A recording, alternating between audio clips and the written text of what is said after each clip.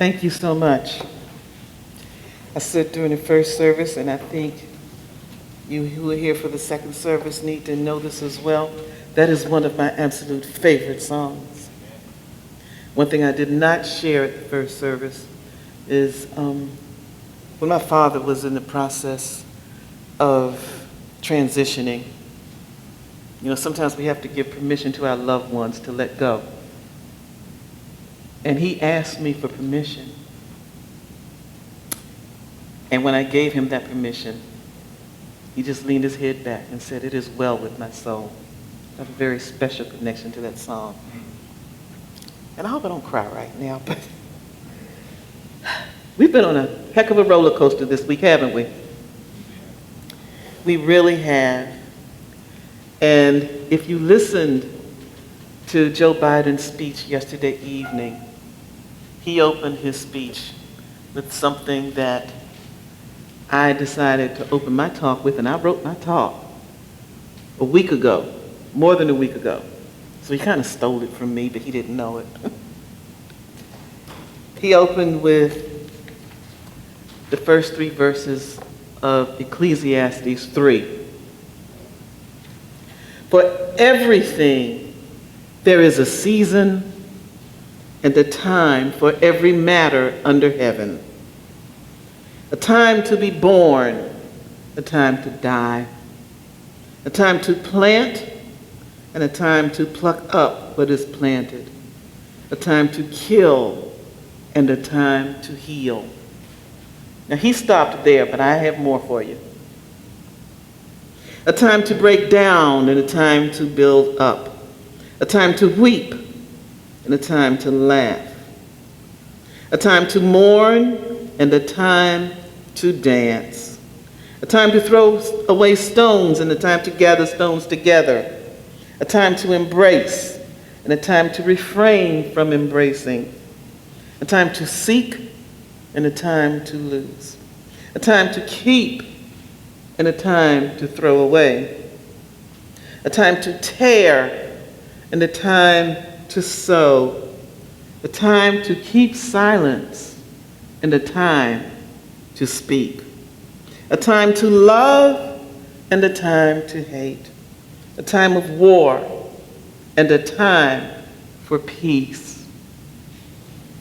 We've been through a lot over the last few years, a lot of divisiveness, a lot of intolerance, a lot of fear. It's time to set all of that aside. It's time to let it go. It is time for us to remember who and what we are. We are divine. We are one. We are one with each other, regardless of how we look, how we speak, how we act, regardless of what we believe. We are all one. We know this to be our truth. It's in Scripture. Unity teaches it. We are one. We are one with the universe. We are one with all living things. And that means we are one with each and every person on this planet.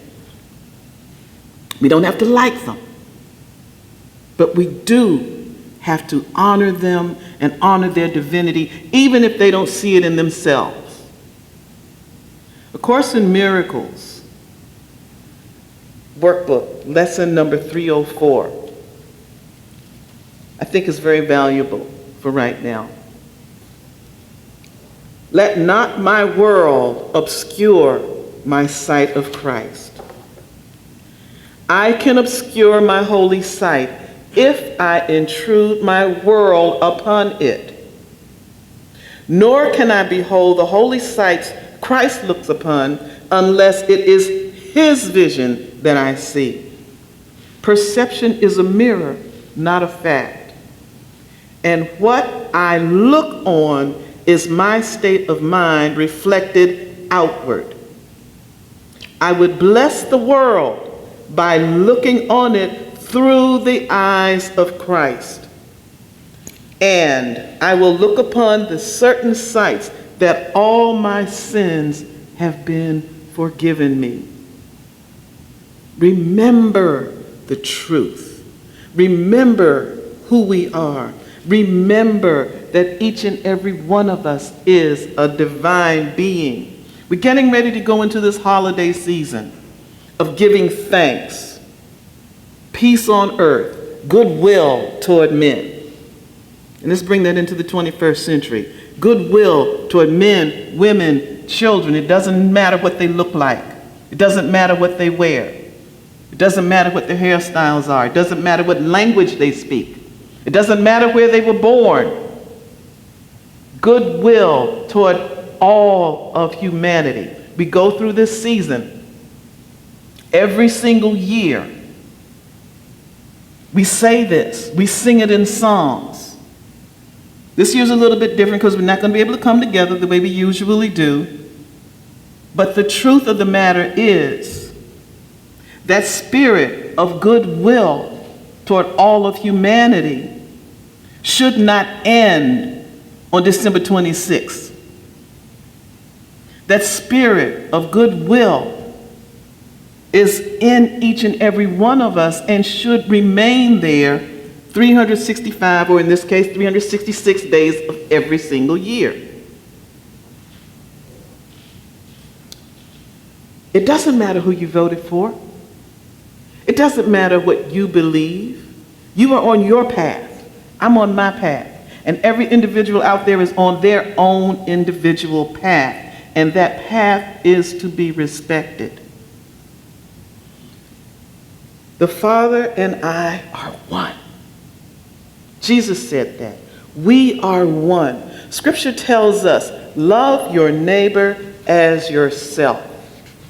And that's the key there. Love yourself. Love your neighbor as yourself is in Scripture 3 times. It's in Leviticus, and it's in the Gospels of Matthew and of Mark. T.D. Jakes wrote a book a few years back called Let It Go. And he talks about that scripture passage, and what he says about it is this. The assumption that most bring to this golden rule is that we all know we love ourselves and know how we want to be treated. He goes on to say this, though, very important. However, many people do not seem to have this basic, healthy love for themselves, which in turn makes it nearly impossible for them to love others any better than they love themselves.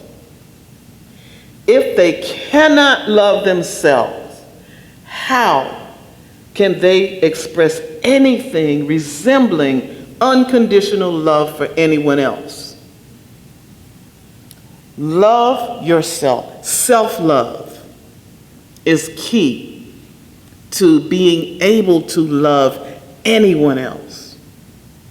Anyone else. You cannot give what you do not have. Loving your neighbor as yourself is imperative. And that unconditional love, including self-love, starts with forgiveness. It starts with letting go of anything and everything that stands between you and your truth. The Lord's Prayer, Daniel just sang it. Forgive us our trespasses as we forgive those who trespass against us. People very seldom, if ever, talk about a couple of verses that come behind that in Matthew's Gospel. The Lord's Prayer is actually given in a couple of Gospels, but in Matthew, chapter 6, verse 14, which is after that prayer that Jesus said, "For if you forgive others their trespasses, your heavenly Father will also forgive you. But if you do not forgive others, neither will your Father forgive your trespasses." Holding grudges, feeling and believing and acting as though other people are responsible for anything that you feel or believe has hurt you, even if it was a real physical or emotional pain, holding on to that hurt, holding on to that anger, holding on to that unforgiveness is only going to weigh you down. It's only going to color your perception. And that perception is going to block you. It's going to block your blessings. It's going to make it impossible for you to receive all of the blessings that are there for you. It's going to make it impossible for you to achieve your own highest good. You're weighing yourself down by an anchor. Charles Fillmore, in his book, Dynamics for Living, talks about forgiveness this way. He says, forgiveness is a process of giving up the false for the true. He says, true forgiveness is only established through renewing the mind and body with thoughts and words of truth. And we know that truth is that everyone is divine. That divinity is within each and every individual. Now, if they can't see it for themselves, that's on them, not you. There are plenty of people on this planet who I know just by their own actions are incapable of seeing their own divinity. And we hold a high watch for them. We just hold a high watch for them. That's all we can do for them. Hold that high watch, and we recognize that whether or not they see their own divinity, we know they're divine beings. And we let it go, just like T.D. Jakes said. Let it go. Jesus, as he was preparing to leave his disciples and go through that crucifixion experience, gave them a gift. And that gift comes down to us as well. In John 14:27, Jesus said, peace I leave you. My peace I give you. That's our birthright. We are entitled to that peace that surpasses all understanding. But we can't have it if we're hanging on to anger, if we're hanging on to resentment, if we're hanging on to bitterness. It is time for us to remember this promise. It's time for us to remember our birthright. It is time for us to remember the divinity that is in each and every one of us. It is time to remember to love unconditionally. Love unconditionally. It is time to let it go. Just a couple of days ago, I think it was Friday the 6th, the daily word was let go and let God. And I'm going to share this with you. I am peaceful and calm as I let go and let God. When something is beyond my control, or I'm facing a challenge and don't know what to do, the most productive thing I can do is let it go. I might write down my thoughts and then tear up the paper. Better still, I can take a moment to mentally step away by turning to God within. And I'm going to leave you with this daily word message. The rest of it goes like this. I concentrate on my breathing and my heartbeat as I feel my oneness with God. In this sacred connection, I release all. I envision any problem floating away on a breeze. In this moment, I let go of anxiety. I discover renewed hope and peace rising within my soul. I continue to let go and let God whenever negative thoughts come to mind. I relax, giving thanks for grace and goodness in all its forms. Let go. Let God. As we remember our truth, as we remember our divinity, as we remember the divinity of everyone, as we heal and move forward in light and in love. God bless you.